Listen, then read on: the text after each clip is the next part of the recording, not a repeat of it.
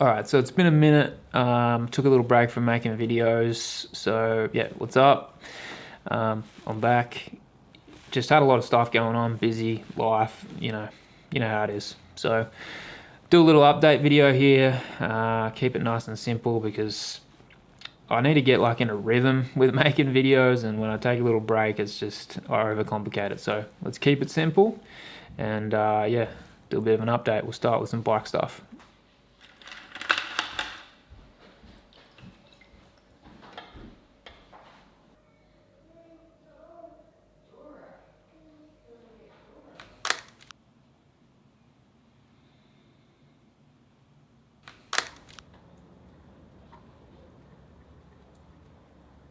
So my process that I've got going with this is I've got two chains that I rotate.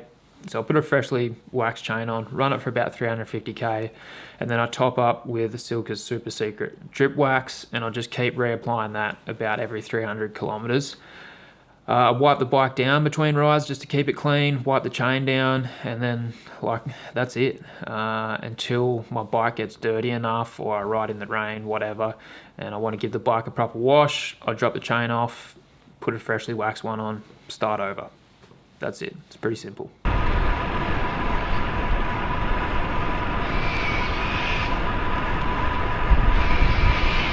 So I didn't plan on getting new wheels or anything like that. What happened was the DT Swiss wheels that were on my bike when I got it, I discovered a crack in the rear rim. It was around the valve hole. Just one of those things. I think there was nothing obvious that happened to cause it. I was just cleaning the bike one night and it was there. And yeah, definitely sucked. And I was in a bit of a spot because I was trying to train. I had the 100-mile classic coming up. And I needed to get back on the road, so I went and got the reserves. So the reason I went with these particular wheels, basically a big thing was availability. I could get these quick, they're relatively easy to get a hold of here in Australia, so that was a big thing, given the circumstances. But alongside that is the warranty. So Reserve give you the lifetime warranty, which is just really good peace of mind because, you know, none of this stuff is cheap. And from what I'm told, it's a great process with a fast turnaround. If you got issues, they're going to sort you out, you know. So those were big considerations. But aside from that stuff, I think these are, you know, there's so many options out there for wheels. It's like, it gets confusing almost, you know. I think this is a really good set of wheels that, you know, they're great value. They're relatively inexpensive as far as like expensive bike stuff goes. You can't go too far wrong with them. Like the performance is really good. They're super fast. For deep wheels, they're really good in crosswinds. You definitely, like, you feel the wind for sure, but there's nothing like abrupt going on that's sort of like catching you off guard. They almost react to the wind in a very gentle way, which has been great. Give you a really good spec as far as internal, external width goes. So they're set up basically to run 28mm and up tires. I've got 30s on mine. They measure just under 34mm on these rims. So it's a pretty modern setup. It's not going to be like outdated in a couple of years time, which is, you know, that's always nice as well. And I mean, that's about it. I've had them on the bike for nearly 2 months. And for me, the type of riding I do, they've been a big upgrade. So plus they look sick, you know. If you're not actually going fast, you may as well look fast. So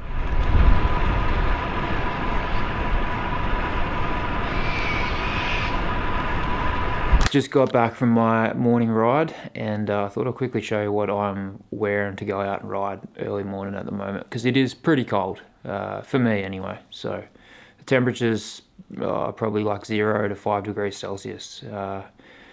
And I'm pretty happy with my setup at the moment because, yeah, it's keeping me reasonably comfortable. So on my feet, I got these Velotoes silicone shoe covers. They're only like $30 and they just do a really good job of keeping the wind and rain out. There's definitely warmer options out there, but these are doing a good job for me at the moment. So I got my helmet, obviously, and then just a buff, which I usually got up around my mouth and over my head, but I pull it down as I warm up. But yeah, buff is super essential. Then I got this jacket. So I just got this. It's a Tacker's race jacket, rode in it for the first time this morning, and it's just amazing. Just cuts out all the wind chill. I was wearing a gilet previous to this, but you know, arms get cold and whatever. This is a lot more comfortable. It's water resistant as well. The two-way zipper, and it's just, I don't know, I really like the cut of it, so stoked on this.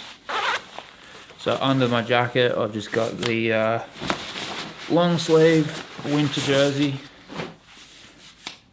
and then underneath that, I've just got the Attackers winter long sleeve base layer. On my bottom half, I'm just wearing these Attacker all day bib tights, which is the warmer version that they do. They do the race ones and the all day version. These have got a nice warm lining in them, and yeah, essential for the cold mornings. So gonna go have some breakfast.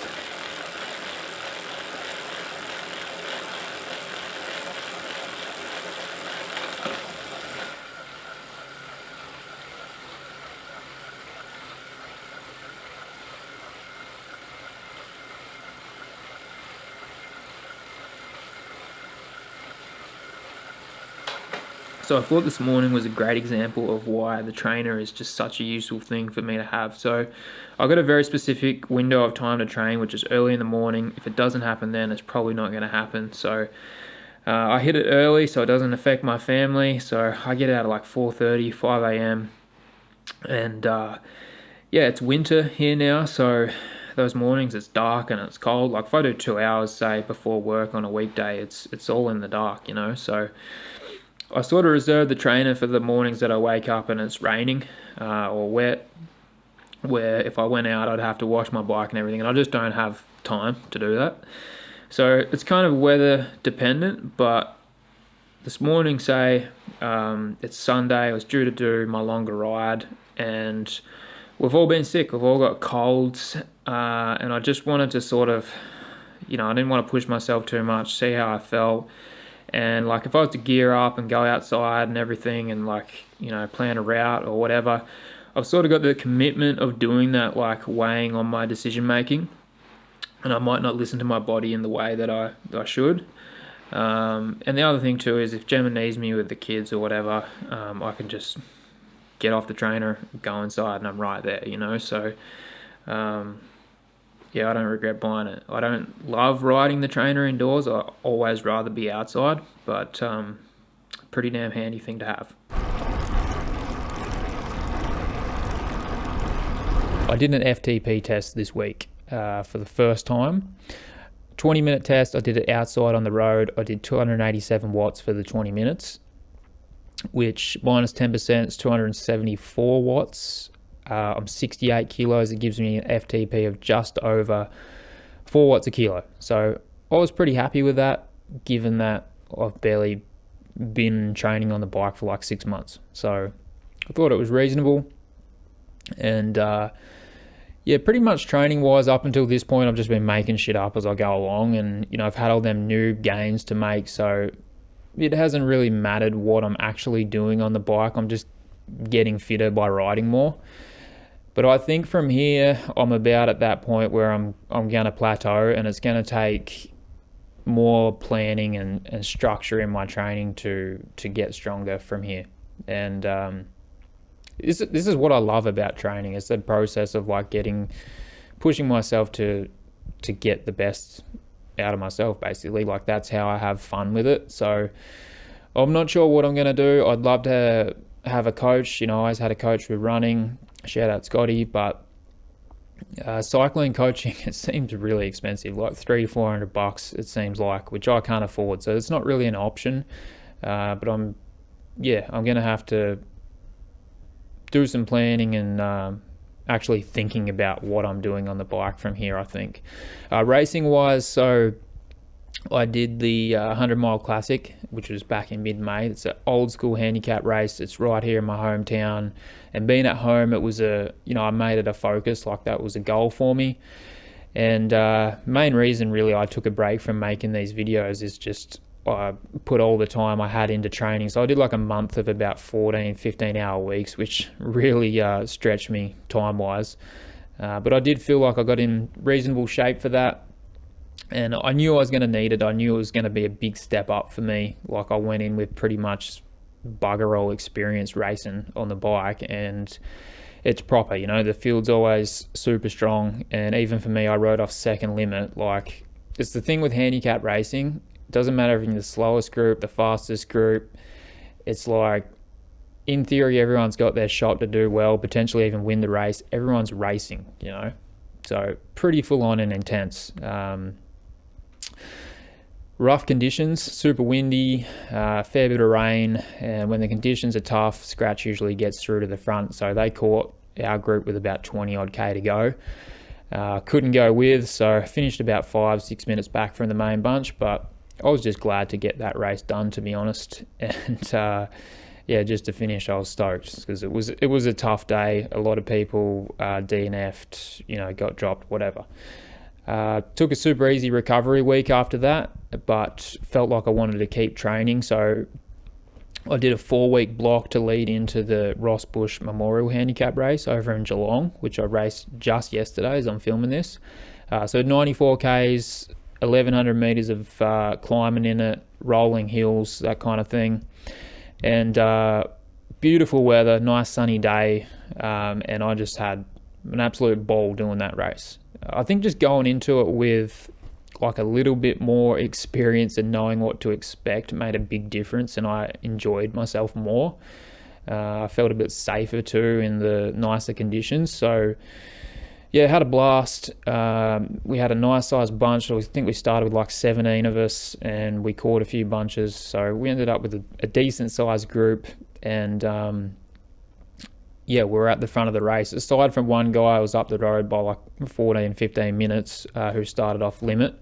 I think there was something a bit iffy going on with the handicaps there, but yeah, it was fun to be at the front, and I'll spare you all the details, but ended up finishing 9th, so stoked with that. But yeah, I just love racing the bike. It's like, I just love how you sort of got to think your way through certain moments, you know, how close you can get to being dropped and then hang on and then recover and then feel strong again. Like, just the challenge of it, how fast and intense it is. Yeah, I love it.